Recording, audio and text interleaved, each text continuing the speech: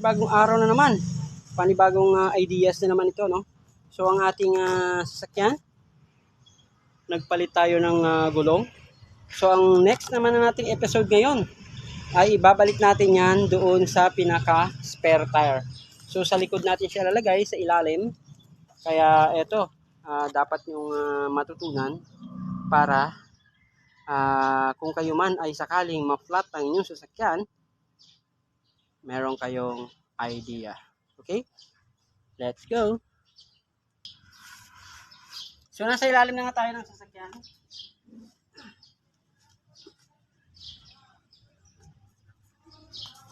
Ilalagay na natin ang ating spare tire.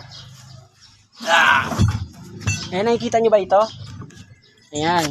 Ilalagay natin ito sa ilalim. Ayan. So, ilalagay natin dito. Ayan. Pagka-pwesto na natin, ayan. Nahigpit na. Ito tandaan nyo ito guys ipasok nyo ito sa loob. Okay? Pagpasok nyo sa loob,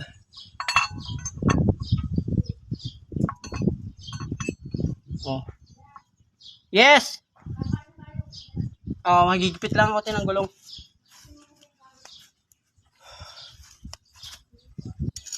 Ipapasok na naman natin ito dito. Yan, ipapasok natin dito. Yan.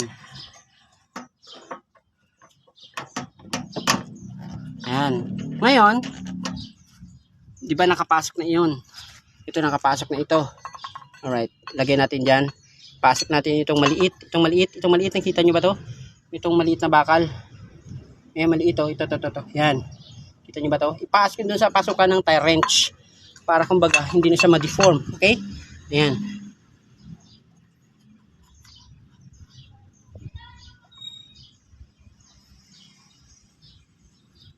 Layo-layo natin para makita siya.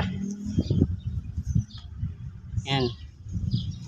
Para makita natin kung ano ang nangyayari.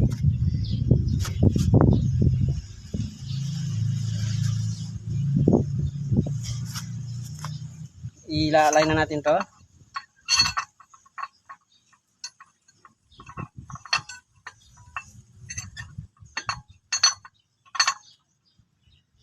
Aray.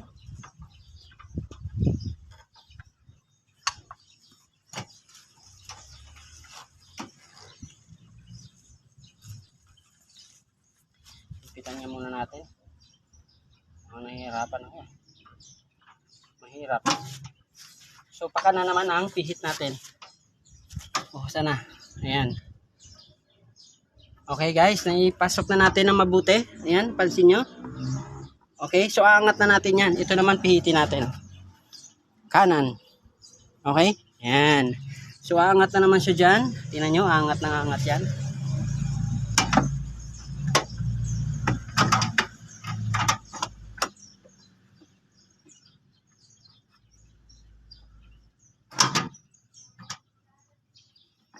Okay, kakanan pihit kanan ang pahigpit.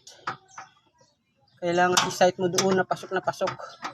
Kapag ka naibaba nyo na yung gulong guys, makikita nyo rin na yung lagayan dito sa lobby. Makikita nyo at makikita. Yan, promise yan. Makikita nyo. Pero kailangan yung sight. Pagkatapos kapag ka nakapasok na kailangan, dandahan nyo nang para hindi siya kumawala. Baka kumawala kasi, may hirapan naman tulad yan sa akin. Kumakawala siya. Ayan.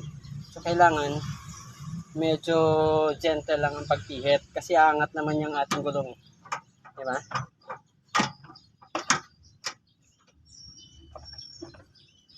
Aangat yan. Ayun. Nagaano siya, bumibitaw. Kaya kailangan talaga magaling ka mag-shoot. Or else, kung hindi ka marunong mag-shoot, no?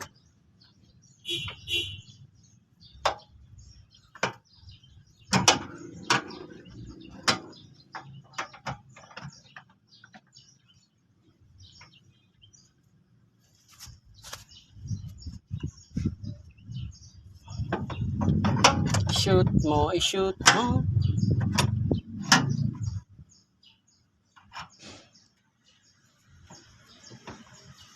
Medyo tulak konti. Ayan. Para Okay, shoot doon. Oops.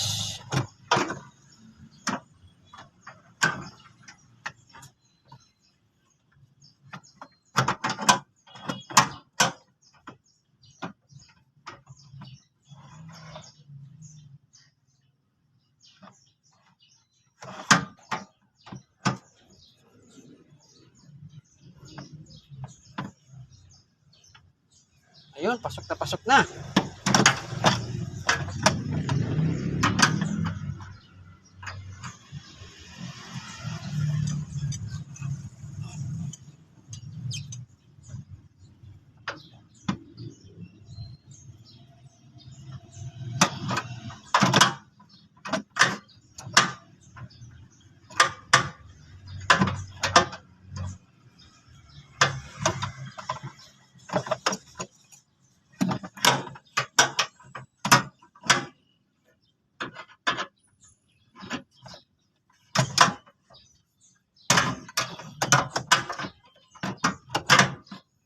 Yan yung sinasabi ko na kailangan shoot mo ng maayos. Kapag hindi na i-shoot yan na mabuti,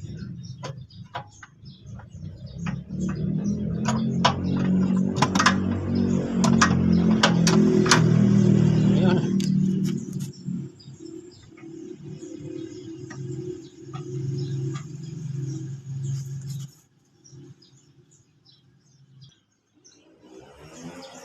Shoot na mabuti.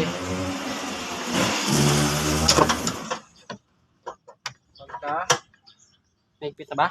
O yun, luwag pa oh.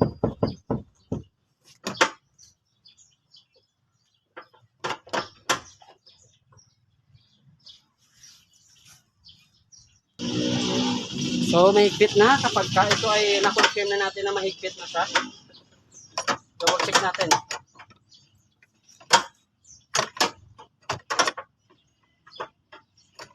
Napakapalang yun ha.